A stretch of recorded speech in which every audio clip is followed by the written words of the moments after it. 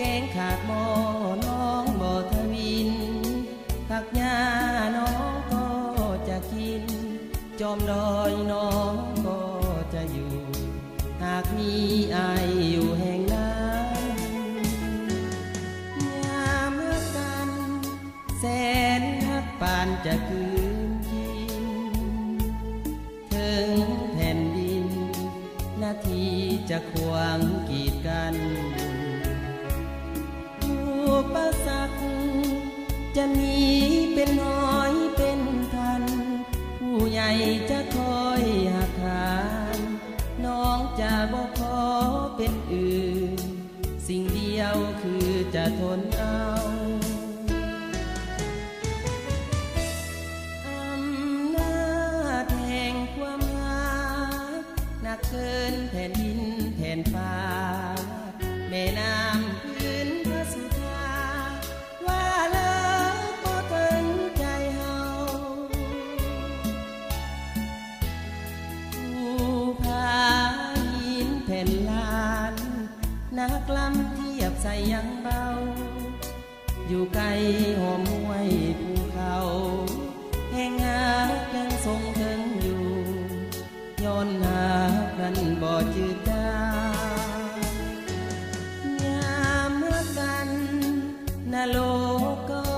เป็นสวรรค์ยามสั่งกันสวรรค์ก็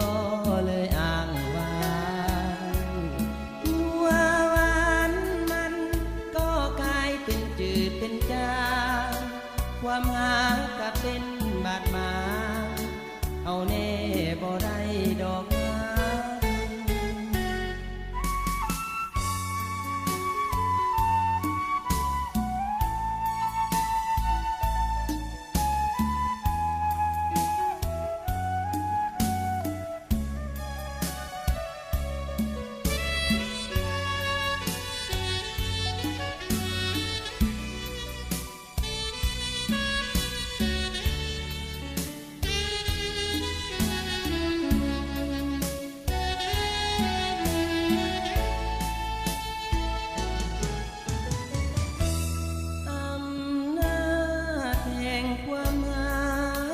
หนักเกินแผ่นดินแผ่นฟ้า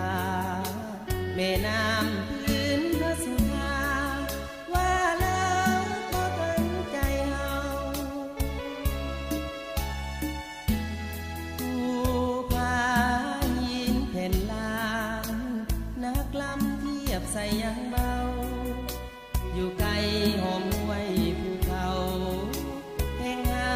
ยังทรงถึงอยู่ย้อนหานั้นบ่จืดจางยามเมื่อกันนร